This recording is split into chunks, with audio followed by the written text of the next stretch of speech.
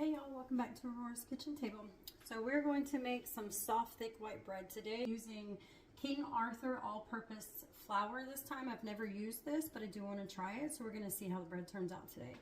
So you're going to need 3/4 of a cup of warm milk and 1/4 of a cup of warm water, which I have put in here together. We're going to do 2 tablespoons of sugar, 2 1/4 teaspoons of dry yeast.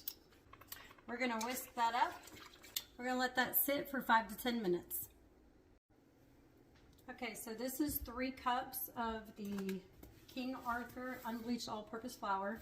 We're also going to add our non-fat dry milk. We're going to do 2 tablespoons. We're just going to mix that together. So our yeast is activated. We're going to do 1 room temperature egg, 1 tablespoon of avocado oil, 1 tablespoon of honey, 1½ teaspoons of salt, 3 tablespoons of softened butter. You can mix this in your mixer with the paddle, but I don't feel like changing the attachment, so I'm just going to whisk it. We're going to start with about 2½ cups of our flour and our dry powder mix. We have our dough hook. Mix on low speed until combined. We're going to add 1 to 2 tablespoons at a time until the dough is soft and slightly tacky, but not sticky. We're just going to form this into a ball. You're going to put a little bit of oil in your bowl. We're going to flop that in there. We just kind of want to flop that around just a little bit to get it covered. And then we're going to cover this and we're going to let it rise in a warm place about 1 hour to 1.5 hours. That's our first rise. All right, y'all, so this is our first rise, and she rose a lot, so that's good. We're just gonna gently punch down.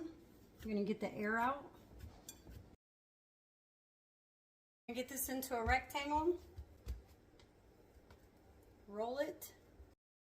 And we're just going to kind of pinch the seams on the bottom. We have a butter, you can do butter or grease. And then we're going to do our second rise, and our second rise is 45 minutes to 60 minutes. Okay, y'all, so she rose pretty good, so she's looking good. We're going to put her in the oven at 350. This is our finished bread. That's what it looks like.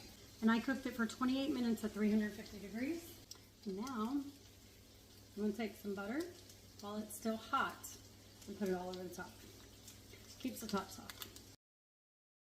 So we're going to go ahead and put into it so you can see